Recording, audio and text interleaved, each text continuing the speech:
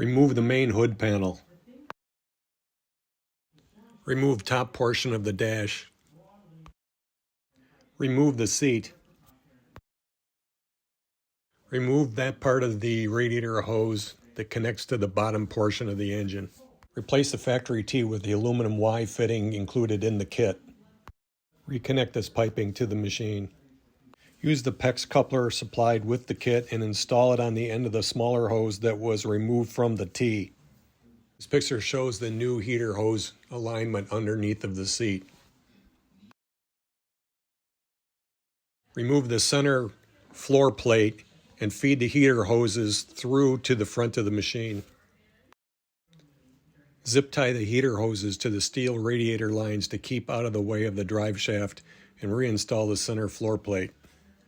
Connect the heater hose lines to the heater core fittings and mount the heater to the brackets right behind the center cup holders.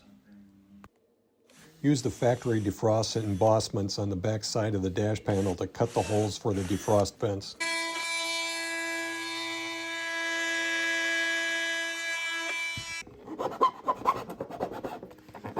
Using a 2 1/8 inch hole saw, cut the body louver openings in the face of the dash. There are dimple imprints on the back of the dash for alignment. Install the louvers in the front of the dash and the defrost vents in the top of the dash. Install the 4 runs of ducts from the louvers and secure with zip ties. Cut out a switch opening in one of the factory cutouts.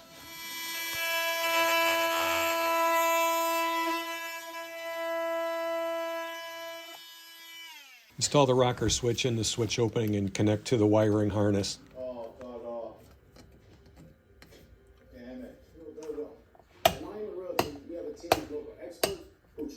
Plug the white blower connector to the heater blower.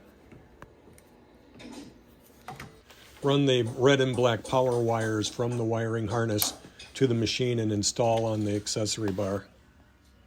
Reattach the top part of the dash to the machine and connect the ducts to the heater with zip ties.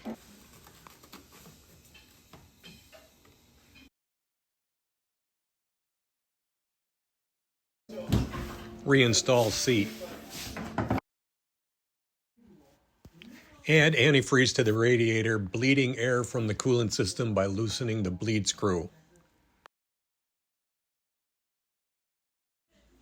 Check for leaks and take for a test drive.